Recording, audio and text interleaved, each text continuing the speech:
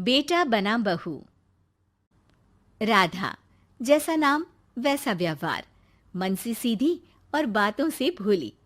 सौतेली माँ ने बहुत बुरा व्यवहार किया, लेकिन पति। माँ, क्यों तुम राधा को हमेशा बोलती रहती हो? मैं साफ साफ कह देता हूँ, अगर इस घर में किसी ने राधा को कुछ भी कहा तो मैं घर छोड़ दूंगा। अरे वाह बेटा वाह, यही दिन दिखाने के लिए तुझे इतना बड़ा किया। सोचा बहू आएगी तो आराम करूंगी, लेकिन बेटा है कि जोरू का गुलाम। अब क्या कहें।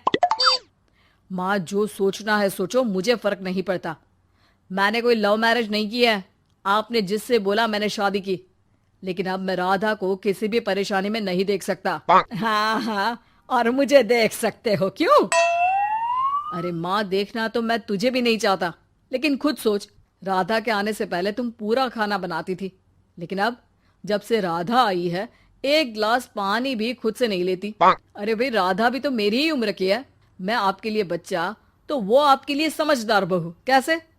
उसे वक्त देना माँ, वो थक जाती है, रोती है, उसके पैर में दर्द होता है। आपको वो क्यों नहीं दिखता माँ? नहीं नहीं, ऐसा कुछ भी नहीं है। अरे वाह जी वाह, सारी तीली लगा दी। अब बोल रही है कि ना जी ना, कोई बात ना है। तीली? क्या बोल रही हैं आप सासू माँ? अरे राधा, तुम चिंता ना करो। माँ की आदत है हर बात पर ताने देने की। तुम कमरे में जाओ, मैं ग्रीन टी लेकर आ रहा हूँ। सास बेटे की हरकत से आग बबूली हो जाती है। बेटा, तूने आज प्रूव कर दिया कि बेटा कभी अपना नहीं होता। अरे जोरू के गुलाम, शर्म कर शर्म। तेरी माँ हूँ, सास नहीं जो खरी खोटी सुना रहा है कल की आई दुल्हन के आगे। अरे बहू बनना आसान ना है।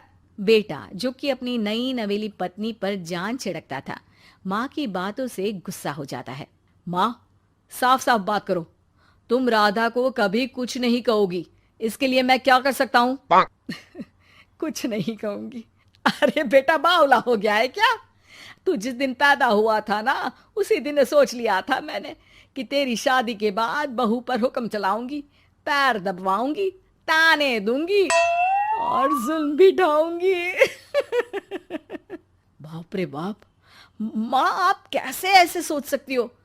राधा छोटी है मुझसे भी, और उसके लिए ऐसी सोच। अरे बेटा, एक बेटी का बाप और माँ उससे बचपन से ही सहनशीलता सिखाते हैं, जिससे कि वो कुछ भी सुनने के लिए तैयार रहे। वो जैसे ईंट होती है ना, शुरू में जितना पकाओगे आगे जाकर उतनी ही मजबूत बनेगी और बुलंद इमारत बनाएगी, समझे? देखो माँ, मैं कोई मजदूर तो हूं नहीं, इंजीनियर हूं, वो भी बड़ी कंपनी में। चलो, लॉकडाउन के कारण मैं घर से काम कर रहा हूं, तो आज से मुझे ही अपनी बहू समझो, लेकिन राधा को कुछ भी कहने की जरूरत नहीं है।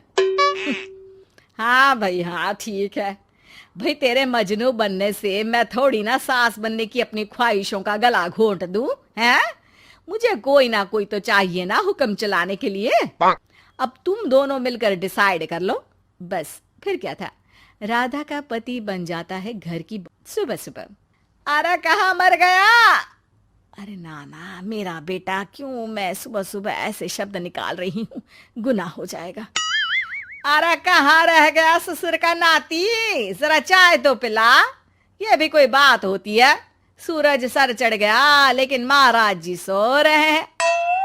बेटा पलंग से उठता है। मैं जल्दी से जाकर चाय दे आती हूँ माँ जी को। अरे नहीं नहीं, तुम जाओगी तो 4 बात और सुनाएंगी। मैं जा रहा हूँ। बेटा माँ को चाय लाकर देता है कि माँ। अरे देख तो तेरा चेहरा, ना मुंह धोया ना हाथ। जा जाकर हुलिया ठीक कर ले और उस करमजली को बोल कि नाश्ता बनाए। करमजली? अरे माँ, कुछ तो शर्म कर।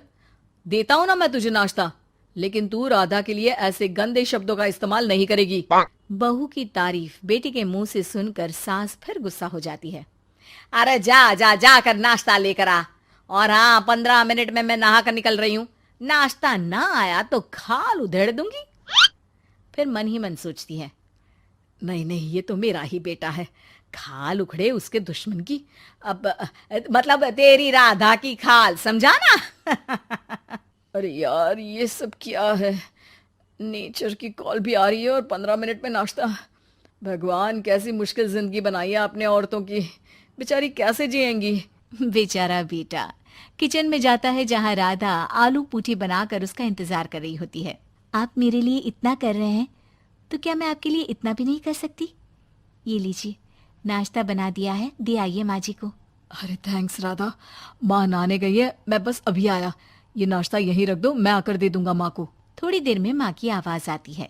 अरे कहाँ रह गए? 15 मिनट हो गई, नाश्ता कहाँ है? बेटा हाथ में वही आलू पूठी वाली थाली लेकर खड़ा हो जाता है माँ के सामने। ये रहा नाश्ता, लो खाओ। माँ थोड़ा सा खाना खाती है और फिर छी छी, ठंडा खाना यही सिखाया है तेरी माँ ने? फिर थोड़ा सोचकर रुक जाती है। इसकी माँ तो मैं ही हूँ, खुद पर ही सवाल कर रही हूँ मैं। नाची ना। अरे बेटा, नाश्ता गर्मा गर्म अच्छा लगता है, खास करके पूड़ियाँ।